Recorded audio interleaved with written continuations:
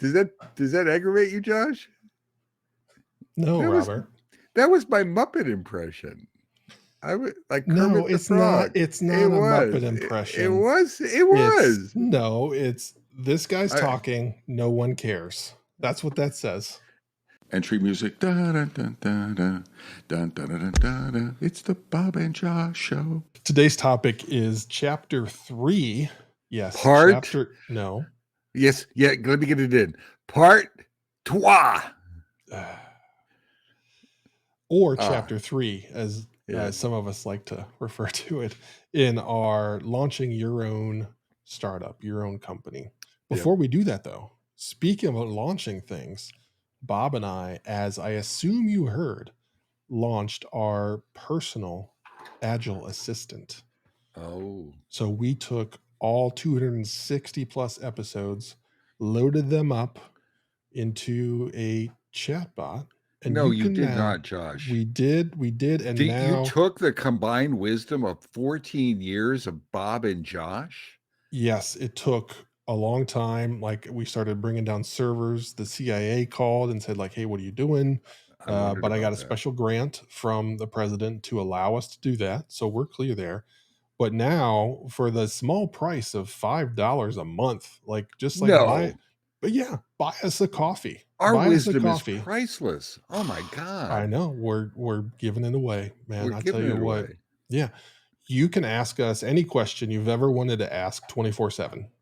You just log in to store.metacast.com, sign up for your membership, and ask away. I And gotta yeah, go. I have to visit Walter. So yeah, I'm getting old, Josh. I don't remember what I said. So this is a boon to me. I can go there and say, what does Bob think? there have already been people that's asking Walter, which is the name that we gave it. There's a long story that I do explain that's on our website. Uh, they have asked about word count and who talks the most, and Walter has an opinion. Actually, he doesn't have an opinion. He has the facts He based has on data. Yeah. based on the 14 days worth of us talking. If you stack all of that together, it's literally 14 days of Bob and I talking. So use that to your advantage because we only do this once a week, but now anytime, anywhere, you can do that. And I've got some improvements in mind that I'm working on, Ooh. behind the scenes. So, all right, let's get back to chapter 3. Chapter Part deux. 3. No, part trois. Uh, No, part. that's next episode. Chapter 3 is all about you've done all the prep work. It's time to hit the launch button. What are the things you should do? What are the things you're going to run up against? What are the things you've never even done before that now you have to do? And that's what we're aiming to provide to you is clarity on that third step of launching your own business. What first comes to mind for you, Josh? I mean, an early thing is pricing. I think like having a feeling for pricing was that, Yeah. but that may not be first. What do you think? I mean, pricing is a very good discussion. I would love to have that with you, Robert, because we generally live on opposite sides of the spectrum there. Well, no. Well, we do. We Yes, we do. do. We do. You gave me the depth look there. Yes. But pricing is a conundrum. It is. It's so yes, we have different perspectives, and I'm not even getting defensive because it's you and I've talked about it too many times. But it is. I think everyone I talk to struggles with it is figuring out your worth. So one of the things to hit the button is you need to have an idea of your pricing. I like having a pricing sheet, like a handout that I can send to someone with ranges on it. And if I have different service offerings, what are those service offerings? Um, if if if I'm going to do deposits or something like that, so it's not just pricing. Like if I'm going to charge for travel, so if I have some travel dynamics or whatever, the pricing sheet is an easy thing that I can send to people. Now, what to put on the pricing sheet is a challenge. Josh, I'll just short circuit. Josh, your view is go high. and Yes. I'm not dinging you. Hmm. It's go high. Mine is sort of, I don't know. I not go low, but go. But I don't value myself. The best way I think about it is I don't value myself enough sometimes, and then I go low. Yeah. Now that doesn't mean I go super low. I'm still competitive above average coaches, whatever that means. But when you become a boutique or a specialized service offerer, I think that becomes challenging. Like Josh, you do some fractional work, I think, or you've historically done some price. So how pricing that could be a challenge as well. Like what is the market dynamics? Yeah.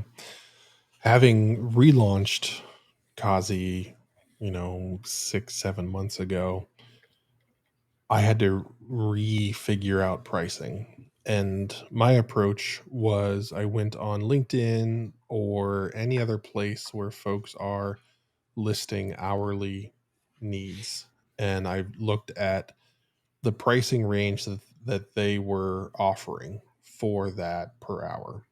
And I started there. Naturally, I cranked it up a little bit.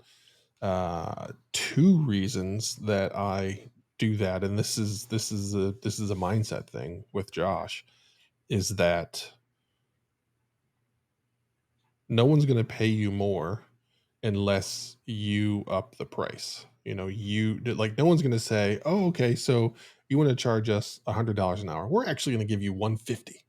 Like that just doesn't happen. So if you want to increase the price, then you have to do it yourself, knowing the risk that people might walk away and just being ready for it. Second is that a higher price presents some exclusivity. Like, wait a minute, why is this guy charging 100 and this guy's charging 200? Is this guy really that much better? So it does in turn limit some of the opportunities that you may have, but also it opens doors where you've priced yourself as an exclusive offering, and it's perceived in that way. Now of course you have to deliver. You have to deliver on that. You can't just like put a big price tag on it. It's like spending $100,000 and getting a Yugo, which many of you guys are not old enough to remember the Yugo, but a very inexpensive small car that I think if you hit the rear bumper the wrong way, it would explode or something crazy like that. I know that was a thing back in the 80s. So that's the mental state that I have. The other thing that I do is I keep experimenting and I crank that price up each time and see when I break or when it breaks the market. So that's the thing that I do, and I just keep turning that crank and Right. seeing when people are like, "Dude, you're crazy." And then at that point, then I dial it back, and I've understood that I've pushed the market about as far as I can, and then that's when I settle in. I mean, one quick reaction, Josh, when you were talking to me, it's that decision of what are my service offerings? Are they generic service offerings, broad, or are you a boutique provider of unique services? And you're more boutique, like fractional services and things like that. Or Mhm. so the more unique you are, I'm just emphasizing that for the Metacasters. Gotcha. Like if you were an agile trainer, well, then that's not a boutique. That's you're competing with every trainer Yeah. on the planet Earth. You're going to have to bring your prices down, or you're going to have to become aware of what is the price composition, right? What is the competitive landscape? The more you narrow that, the more you can go high. So do that. That's one of the things that actually, in my thinking, that I struggle with. Am I, how narrow am I, or how broad am I? And it changes based on the service offerings. Mhm. But I think the point before you hit that button, you need some pricing. And Josh says something important. He revisits it. Like I update my price sheet annually. So I revisit it every year and I update my prices every year, usually, Yeah. and Yeah. and do something like that. So you need to have that ready, uh, and you can't fumble around with it. You can't guess. You want to be. Some of this stuff is part of hitting the button. Is what if someone approaches you? The minute you hit the button, a prospective client reaches out to you and sends email. So this is the stuff to get ready for. So pricing is one of those. I'd say having some contracts in your back pocket. This is where maybe your peer group, like, what would you write if I if I connect to Josh and I like him? Josh, I want to bring you in to do some agile coaching, and he wants to do that. Josh, send me a quote tomorrow, right? Well, what he just hit the button. Now he doesn't want to show fear. He wants to, sure, Bob, it'll Yeah. be there. Yeah. But behind the scenes, he's scrambling a little bit, right? And he's going to reference his price sheet for that, so it'll help with that as well. So have some kind of a template or something, some idea of what you're how you're going to respond to requests for quotes. I have a what I call a statement of work template that I've used. I fill out a brief. I have an agile mindset, so I try not to write 20 pages. It varies between like three pages to 6 or 7 pages, depending on the scope. And that's the template I use to fill in so that I can respond quickly. So you have to have something, I think. Josh, would you agree, disagree with that? I do agree. One of the things that came up in chat, I think, is worth talking about. Do you price it hourly or per project? Do you have a retainer? One of the things that I, being an agile guy, pricing per project, I can't do that. Like my brain just doesn't work in that manner. So I started with hourly, and then I started to run in to issues where I couldn't get the hours I planned or expected because of issues on the customer's end. So what I've gone to is a weekly rate. And if they're slow and dragging their feet on things or something happens and I can't do the work that I need, then that doesn't cost me. It costs them. So and it's a good like poke for them to be like, we got to get rolling. We're spending money and we're not getting action and we know it's our fault. So that's that's a switch I've made very recently that is working, and it does drive a bit more action with the customers. No, I think that's the nature of your service offering, Josh. You're offering fractional support. Maybe it's full time week or maybe half time week or something Yeah. like that, but weekly makes sense. I do something, so I don't do hourly either. Hourly to me is just awful. And one of the reasons, I mean, just the tracking is awful Yeah. sometimes, and I think it leads to nickel and diming you, Hmm. and resentment on both sides. So I like to, if I was doing what you were doing, I would probably go to weekly. I do daily, Hmm. Oh yeah. and Yeah. I also ask people to buy days in advance, so it's sort of like a retainer. Yeah. Uh, like if you want me, we do a forecast of training classes are easier. So for classes, I just, I just price the students or whatever for the number of days. If it's coaching time, then you buy 3 days of coaching time, and then there's a period of time that I want you to use it or lose it. Now, Hmm. I've never had the courage to actually make someone lose it. Maybe once or twice. I try not to be a jerk about it, but at the same time, I want them to. I don't. I want folks to take my time seriously Hmm. and to use it, which is what you're doing with the weekly rates as well. Yeah. It's surprising for me as people that when they approach boutique uh, consultants like Josh, you and I are, or coaches or whatever, people can be very wasteful with our time, Yeah. and it's costing. I mean, we're pricey, we're pricey resources, Hmm. and they're still. You would think that they would be very sensitive to time. So I want to I think it's important to try to put that burden on them. Yeah. Agreed. Agreed. Um, What else can okay. we So hit the button? What yeah. else? Marketing. We need to get the word out, Well, right? actually, I want to stay in the pricing realm. Okay. Okay. Okay, so you hit that button. The scenario that Bob threw out, it's like day two, and a customer is like, I'm ready to go. I want to hire you. We talked about the contracts. There's a ton of templates out there. You know what I'm going to say? Ask Chat GPT to create a contract for you. I have done that, and it worked pretty darn well. So there's lots of ways that you can get that, or ask friends. I have asked Bob, and Bob has shared things with me that helped me get started many years ago. What will inevitably happen is that you will be squeezed on your price. Yeah. No matter what, they're going to come back and say, okay, you're this much. Can you do it for this much? What do you do at that point? And I assume there's two schools of thought.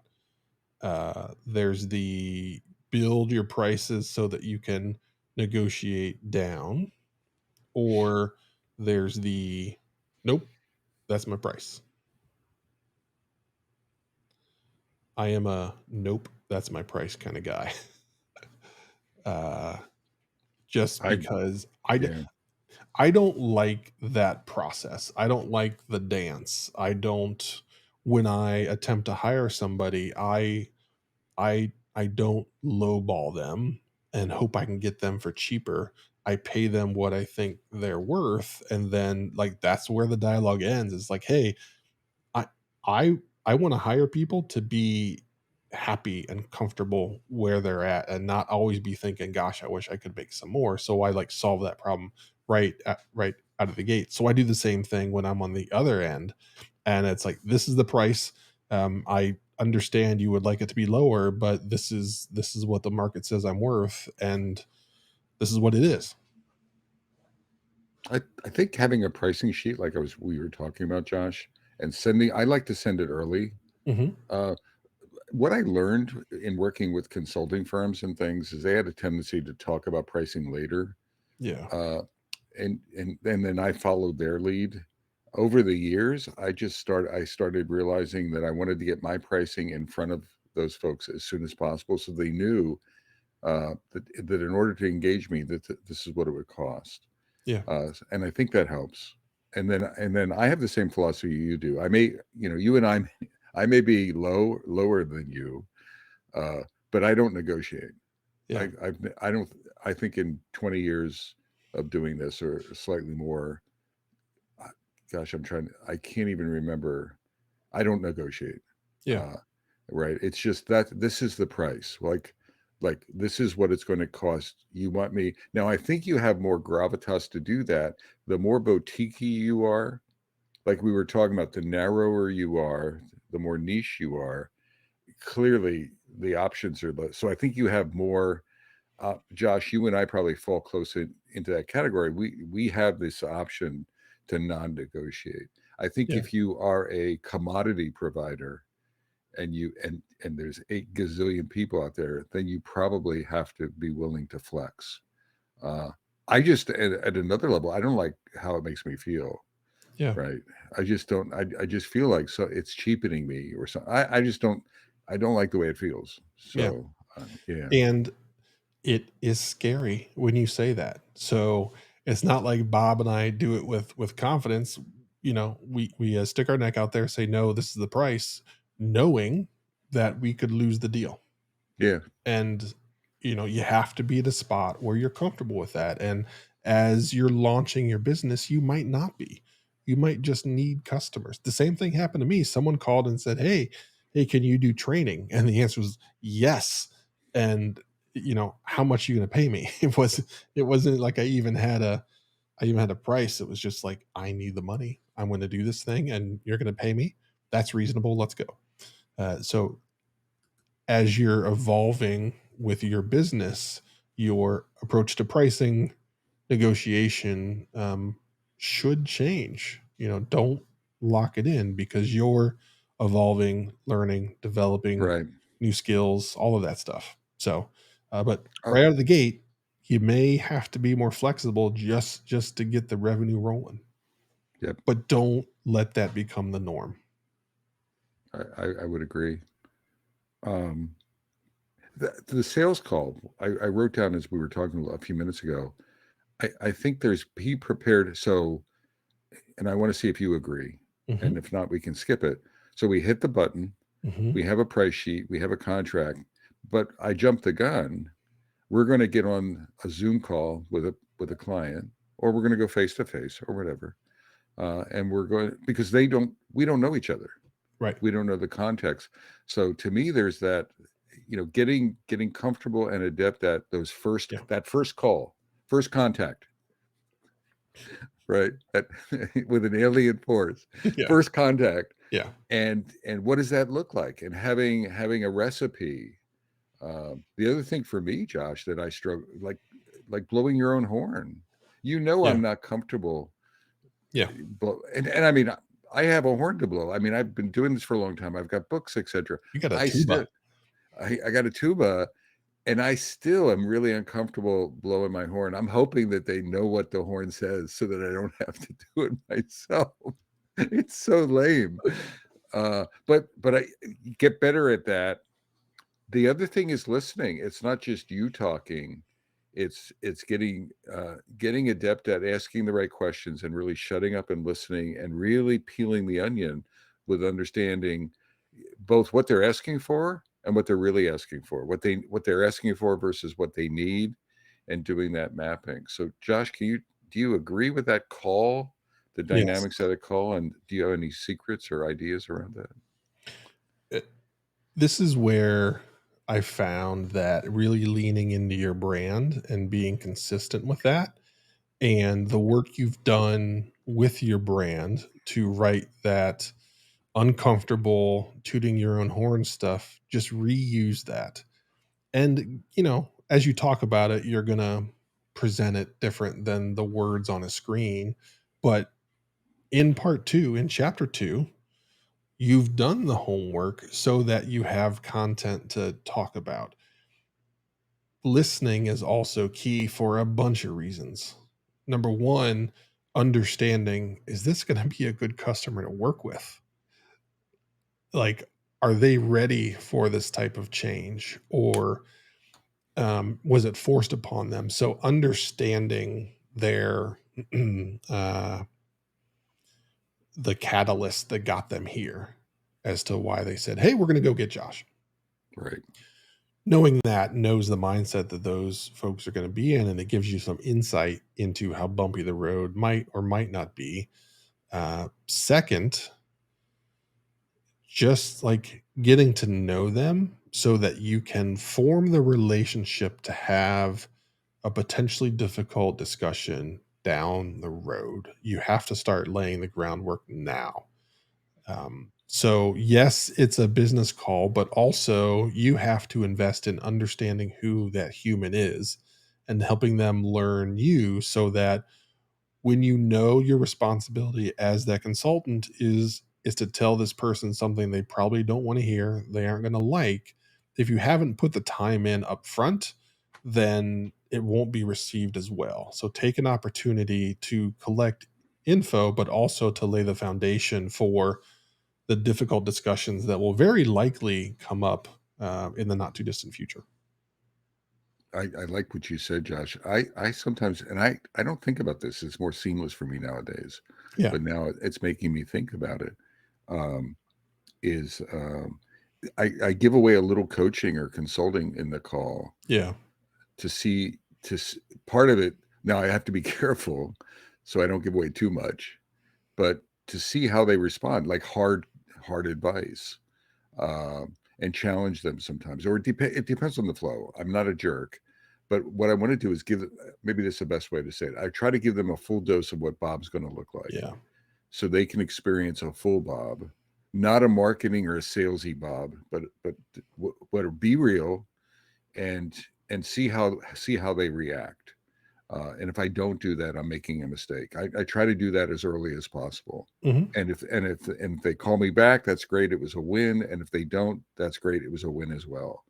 Because if we can't communicate in that first call, if we can't connect, then it's going to be hard to work together. Yep. Uh, the other thing I used to do, I haven't done it in a while. COVID impacted this. I used to do Hmm. what I called "It's Just Lunch," and an "It's Just Lunch" was a free 1 hour of I would go on site, like a 60-minute, 90-minute little presentation about something, do some open Q&A, like an Ask Me Anything. I'd get a chance. So what's in it for them was some free coaching and getting to know me. What was in it for me was observing the landscape, Yeah. right? The culture, the people, and really getting a sense of not just what they were asking for, but what I thought they needed. And it helped me craft an SOW. So this was part of my pre-sales process. I haven't done an It's Just Lunch in a long way. You could do them virtually pretty easily as well. But I've always got traction out of that.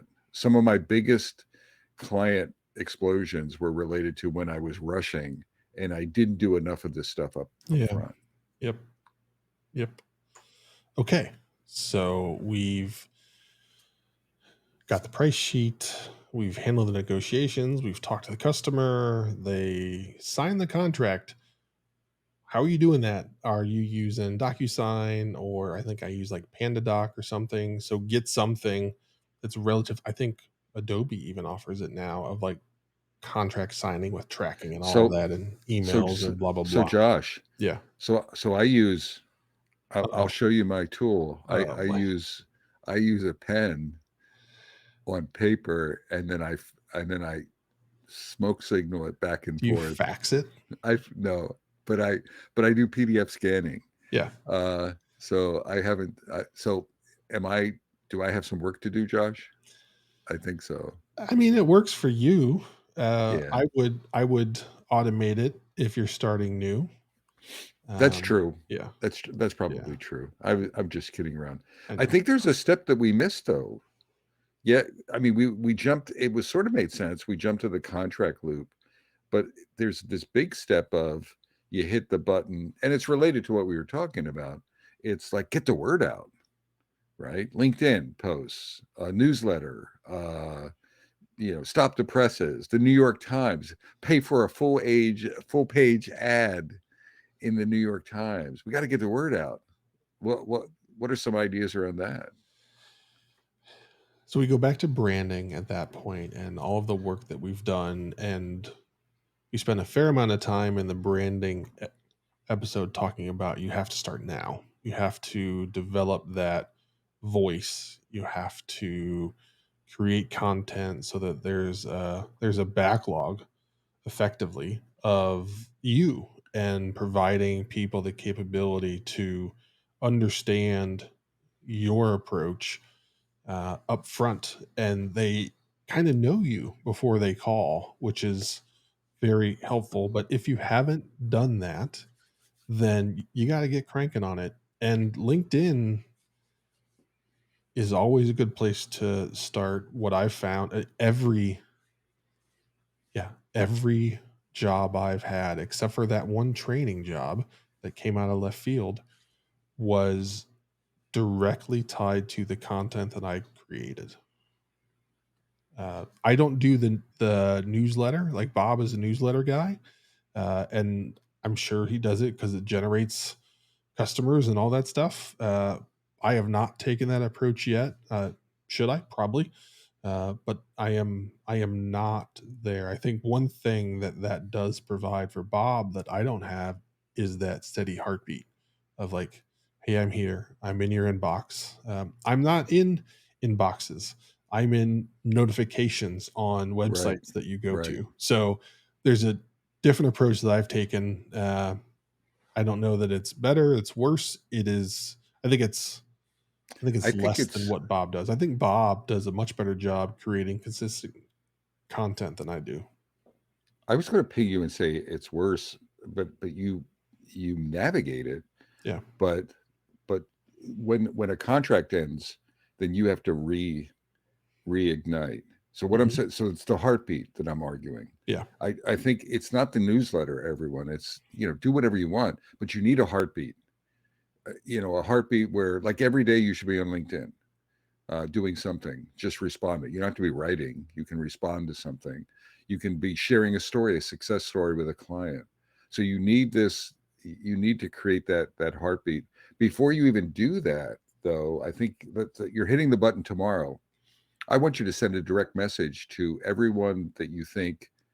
Not, I don't want you to broadcast it. So not just a post on LinkedIn. So have one of those, right? So have a blog post or have something that you reference and put it and make a big deal. Have balloons or whatever little like balloons, unicorns. I don't care, but you need to make a big deal in whatever, like generationally for me, a big deal is inviting people out for bourbon or something like that. But Mm. there's different generations to create buzz in a variety of mediums. You need to create the buzz. But in addition to that, I would say start reaching out to people individually, that personal relationship touch, Yep. not just for business, but reach out to Bob Galen and say, Bob, I just opened the doors to my business and I want and please keep that in mind. And here's my boutique offerings and I need your help.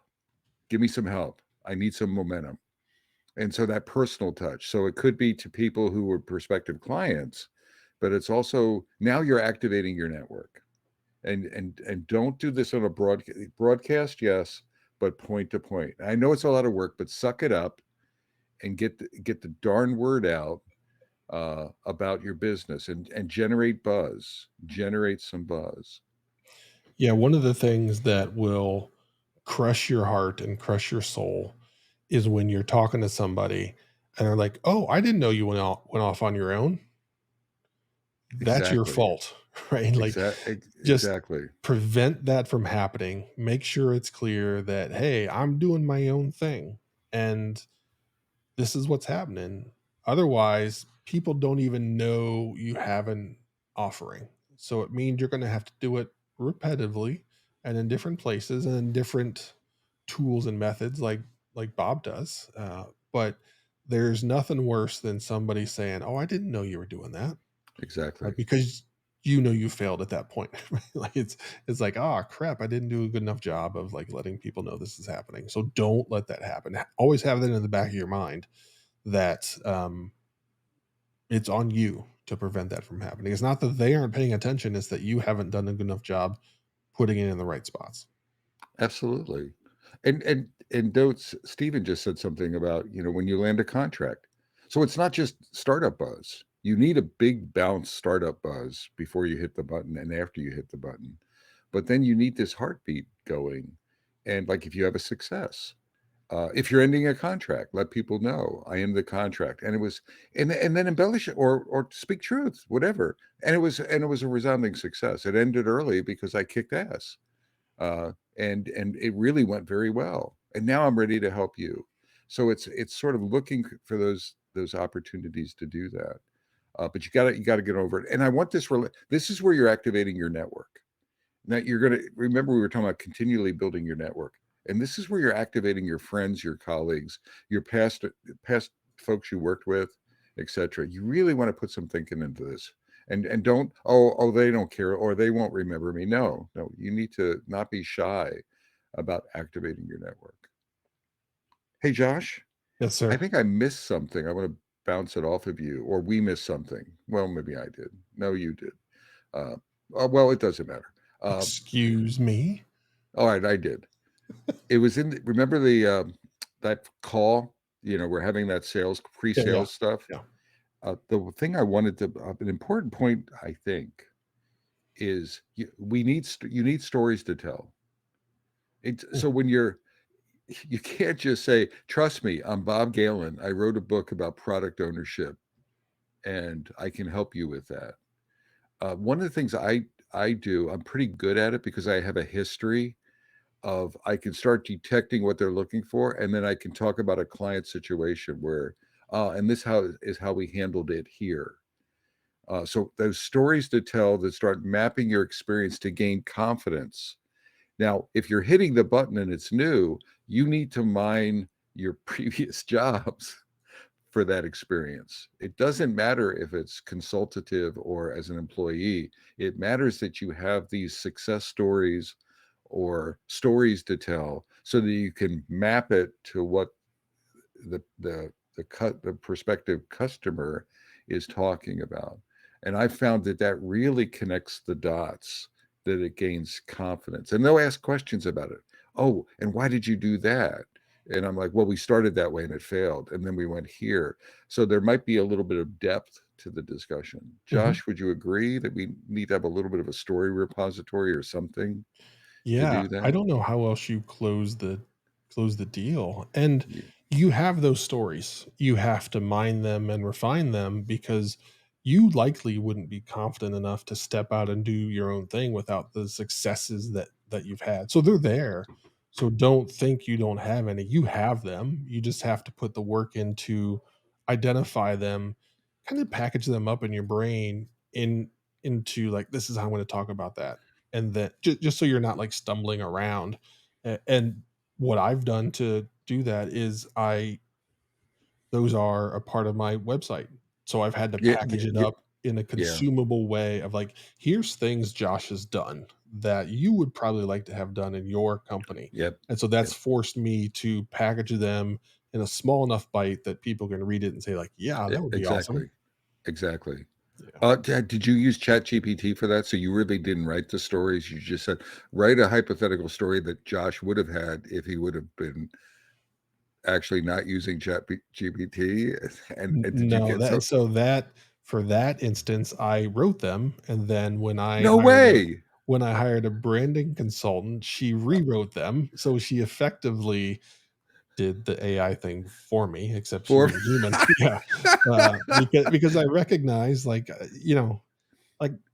they made sense, but they didn't feel like I wanted them to I'm feel. with So you. I went and got some help, and it did make a difference.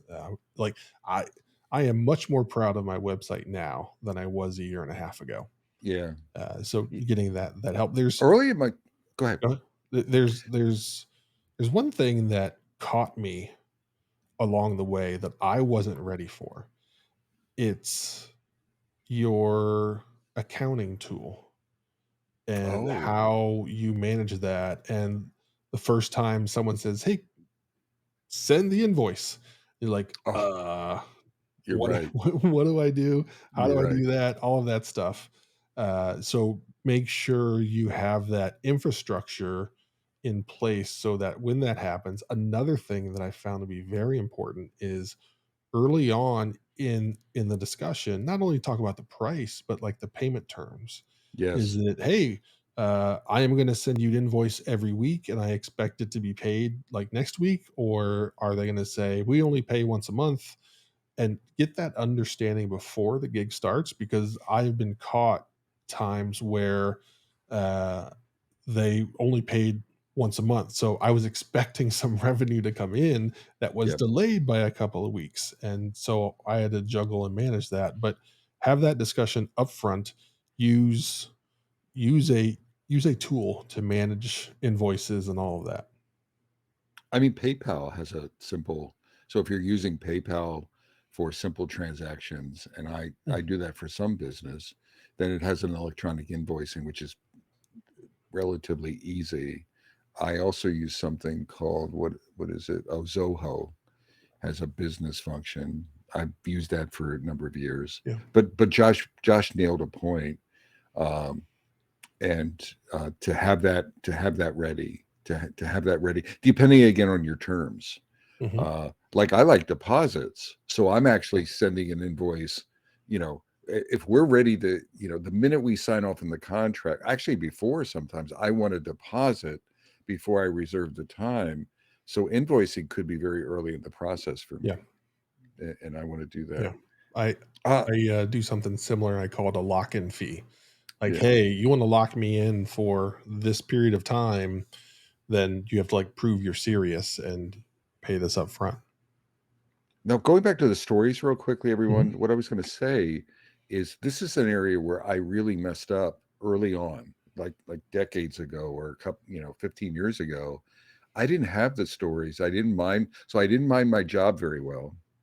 I felt reluctant to map my job stories to consulting stories. And so I just was like I didn't have, so I would just ask questions and stuff. I wouldn't, they weren't good calls. I wasn't gaining confidence. I wasn't building relationships that way. So you have to. So part of this button is practice that stuff. Uh, get it ready. Mhm. Don't hit the button. Otherwise, you'll just miss. You'll erode your confidence, and you'll erode, like, these are proximity customers. These are good targets because they may generate then an outward proximity. If you do a good job, you can Mhm. generate references and things like that. So you don't want to blow it on the entry. And I was not a good storyteller, and I was not a good Yeah. communicator. and it was part of it was my confidence or maybe my introversion, Josh. Mhm. It related to my pricing, and this was years ago, but it was really awful. I wouldn't have hired me just based on those initial first connections and things like that. There's a bit of hubris you have to have. There's a bit of, sticking your chest out. There's a bit of storytelling. I mean, particularly the more you're getting into those boutique areas, you have to do that. Now, again, this this talk is or this series is around opening your shingle for the first time. So there's some practice you can do, or get a coach to help you like practice some of these things, but do a little readiness. You don't want to blow these calls. You Right. want to come out of the gate, not just with sort of marketing momentum, but hubris. When it's like you want to set an impression from the get go with each client who's reaching out to you. Yeah, just understand the scenario that is created. This company has recognized they want to do something. They also were smart enough to recognize they don't know how to do it. So if you're going to pay somebody money to come in and do something you don't know how to do, you need to be confident that this person actually knows what they're talking about and has some experience. Like, you wouldn't hire somebody to come down and cut a tree down, and you're like, tell me about the trees you've cut down. Well, I didn't. And then the next thing you know, trees on your house. So you have to do the same thing of creating that confidence that, yep, I've done this before. Here's an example. And a nice thing is to be able to tweak that site slightly and say, I think a lot of what I did with customer X, Y, and Z, you probably don't use customer names, but can apply here based on what I understand. And that gives them confidence that you actually have already figured, like, you're like ahead of the game and you have thoughts and ideas of how you're going to come in and make a difference, as opposed to sitting back and waiting to figure it all out. But those stories are, and they're all there. Like, no one listening to this with intent of starting their own business has zero stories. They're there. You just have to go find them and create and refine them. So, Josh, I'm going to show some vulnerability and take a Ooh, walk on the wild side. ooh. And I don't know if you're going to agree or disagree with this. I honestly don't know. But here we go. Okay, I'm ready. Metacasters, you have to now. All of this being said, and it's related to stories. It's related to that contact. Uh, you have to be ready to bullshit the customer a little bit. You have to be ready to. You may not know all the answers, or you may not have a story. Yeah. You have to have some confidence to say, "I can learn that. I can learn that," or I can talk to Josh and figure it out in order to do a good job.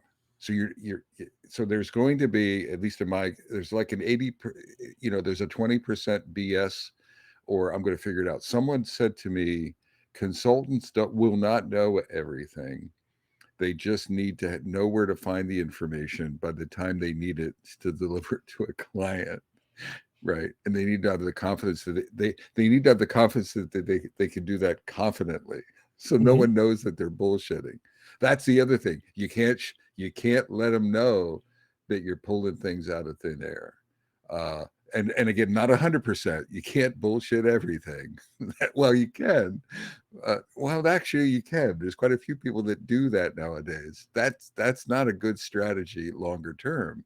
Yeah. Uh, but what I'm saying is you're not going to have 100% knowledge, and you have to have that ability to really sort of navigate that gap. Josh, what do you think? Uh, I agree. I don't. That's what excites me. Is that challenge of something. Maybe it's a little bit further than I've gone before with previous things, and knowing there's an opportunity for me to learn and grow. Uh, for my mind, I really struggle just rinsing and repeating. So while yes, I'll do it, that excitement isn't there. And for me, that's powered by a what I believe to be healthy. Others might think it's unhealthy. Confidence in my capability to learn in the moment and read and react. So again, like Bob has his own thoughts on whether that's healthy or unhealthy. It is larger than most, so we'll just say that I have higher confidence whether it's warranted or not. You can be the judge. Certainly get that, but that's one of the things that gets me fired up. Is like, oh yeah, this is something new, something different. But in my head, it's not, oh, I'm starting from scratch. It's, oh, I've done something like that, but not exactly Right. like that. So maybe if I tweak this, it'll work. Yep. I am Yep. not, I don't think I would go into a situation um, where it's all new. I think I would Correct. have a hard time presenting myself as like, hey, I can do this even though I've never done it. So not having a story that aligns even loosely, I would probably bail on that just because like my conscience would Well, that's the punch me. right thing. That's the right. Yeah. I'm talking about though. I've seen consultants who hit the button, Josh, Yeah. and they tell 100% truth. And so there's a situation and say, but and then they start doing buts. But I haven't really done it. Oh, I haven't done it at that scale. And oh, you what? And so they start nickel and diming themselves based on their experience. You'll never match. I mean, it's a new client. So if you have the mindset that everything is new, even the context is new, so it's new, well, then we're always going to be going with unknowns, with ambiguity. Yeah. Uh, that's we have that skill. You've had that skill as a permanent. So Yeah. so all I'm getting at is I'm giving you permission, Metacasters, to throw a little bit of BS around there. Just you have to be self-aware, Mhm. uh, and that you can, to Josh's point, and I agree with Josh. Josh can learn. Josh is nimble. Josh is quick. Yeah. So exactly, exactly. So what else have we missed? I'm trying to think of what we were teeing up for this. I feel good about the direction of the cast today.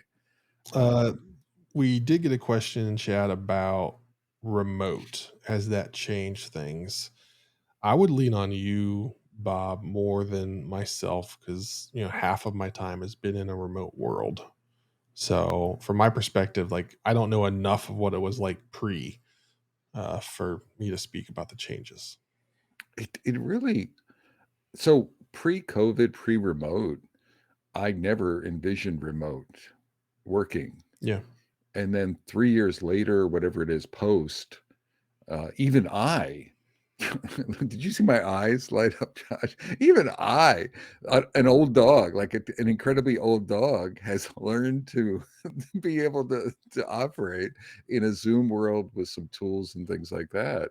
So if I can do it, and again, I've done coaching. I never thought that I could offer coaching, virtual Yeah. coaching, Yeah. viably, and that works. It's different, but I don't think it's much that I think this episode and this series, it works on both sides. I think the advice we're giving is general purpose. So I I don't let it get in your mind. Now the thing that I probably am struggling with, Josh, a little bit is I think in a virtual world you need to be adept at like using a tool. So one of my weaknesses is I'm not good on Mural or Hmm. Miro. I mean, I can navigate it, but I cannot facilitate a coaching. I can't just pop it up. Oh, let's go to the whiteboard. And Yeah. I wish I did, right? So I wish I could do that because I need that ability sometimes, and it's really a problem for me. Now people tolerate that because I have strengths, right? I have value elsewhere. If I was hitting the red button at the beginning, I think people would expect me to be Oh adept yeah. in That's a my good point. tooling, Yeah. right? Better than I am. I'm Yeah. pretty lame now. So I would need to have a tools or partner with someone. Like I've had someone who's a Miro facilitator join some of my classes, and I've had to pay for that, but it's worth it because now there's two of us. Yeah. But in the pre-sales sort of things, even in pre-sales, it could be a problem Yeah. because you want. Let me show you. Let me give you a picture. Let me show you what's going on. Yeah. I'm not that smooth. Yeah. I'm not there yet. That's something I've been working on because I've run into so many situations where I've said in my head or I've said out loud, man, a whiteboard would make this much more easy.